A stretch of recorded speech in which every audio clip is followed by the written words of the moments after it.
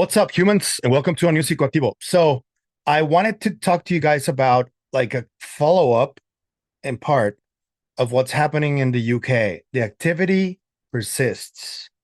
Now, there's a BBC article that says that the Royal Air Force from England is now joining the US Air Force in trying to find out what these drones are.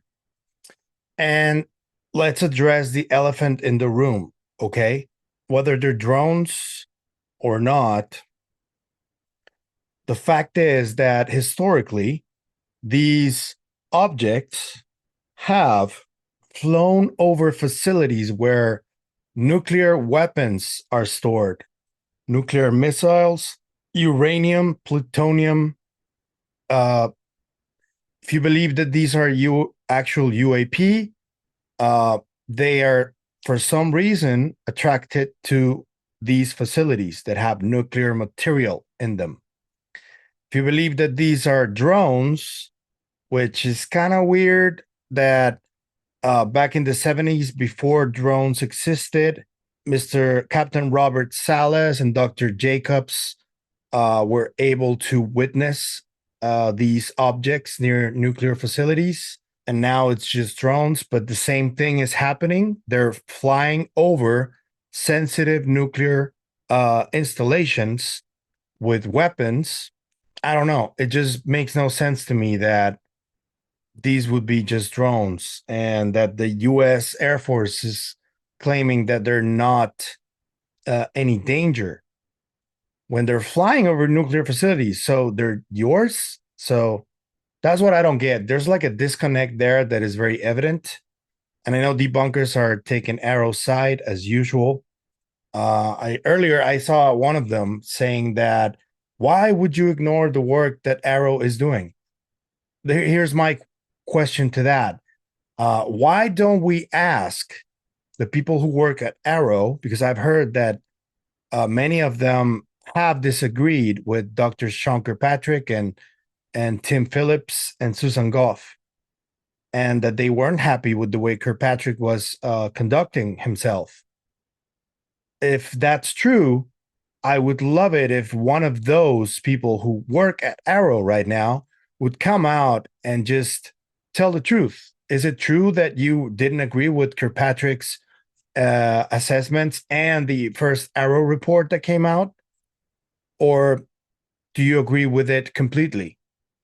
I would want to say that. But the thing is, this elephant in the room is that for a long time, we've needed for this research into these incursions over nuclear facilities. We've needed it. We've needed to talk about it. It's one of the most fringe topics within the military. They never really wanted to accept it. There are old clips of Dr. Jacobs losing his shit with Bill Nye, the science guy. I don't know if it was 60 minutes or something like that. It's an old clip. I don't think I can play it here due to copyright issues, so I won't. But you can see that Bill Nye was the skeptic at the time, and he managed to get under the skin of Dr. Jacobs. And this has been happening forever since it happened back then. And I think that I know this was already kind of reported, but it's a good time to bring it up on this channel right now due to what's happening in the UK and many parts of the US as well. I think that right after the hearings, Congresswoman Nancy Mace had an event inside of her office, I think it was, where she is talking to Captain Robert Salas about precisely this, which we know that there's a book called UFOs and Nukes, UFOs and Nukes by Robert Hastings. It's one of the most famous UFO research books ever.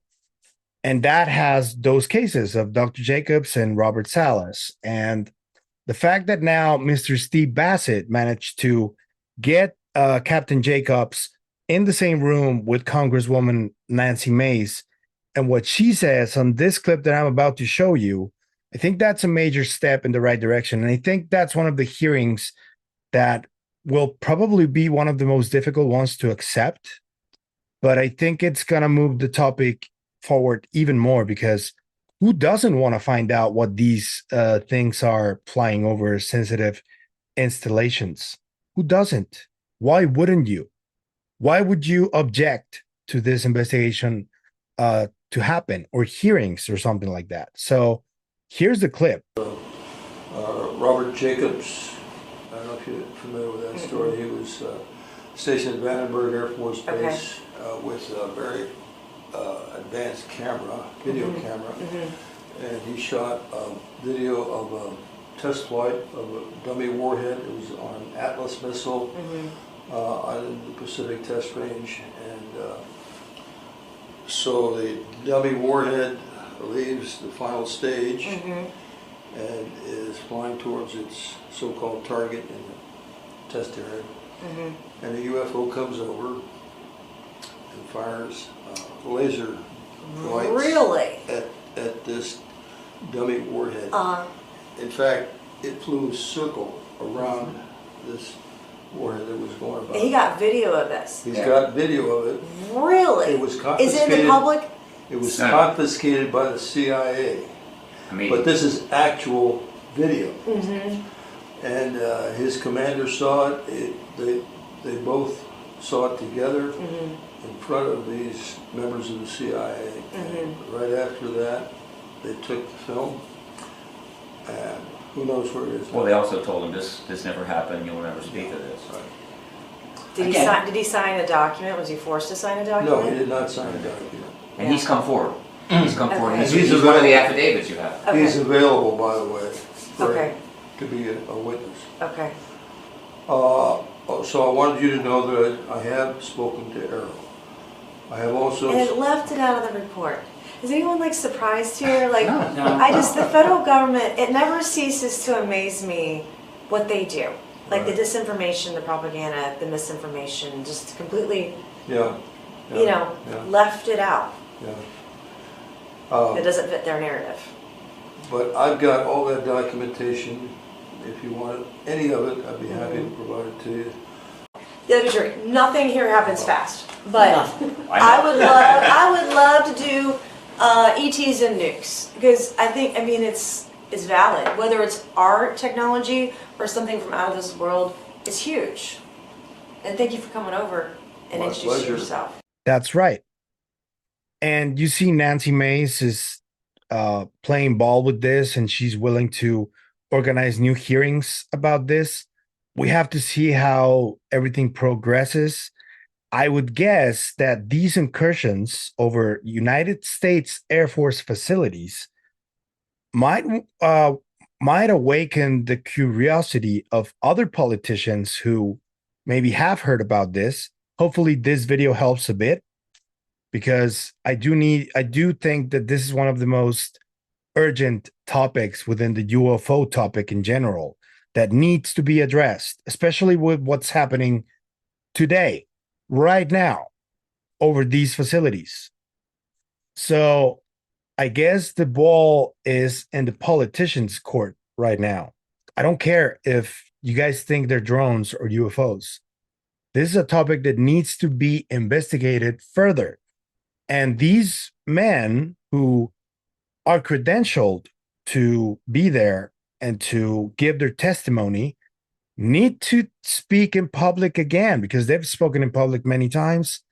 But with the UFO interest in UFOs as high as it's right now, it's probably been higher than since like the 50s, which was potentially the highest interest.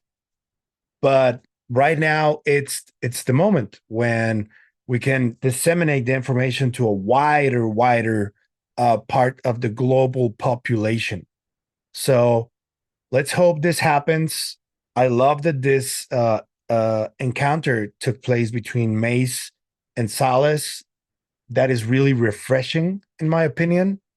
This happened right after the hearing on November 13th, but as I told you, it's relevant right now because it's happening right now, whatever that is. So yeah, that's my video for today. I got 2 today. But the Piatti interview in English, I don't know if it's gonna come out today. So this is the one that probably is gonna come out today in English. If you like the content you see, I'm gonna ask you to please like, share, comment, subscribe, hit the bell icon. You can share any platform. YouTube loves that. If you want to support the channel in any other way and you like the work that we're doing right here, I'm going to leave a few other links in the description so you can take your pick. Thank you for all the support. And without further ado, I'll see you guys on Friday's video. Bye.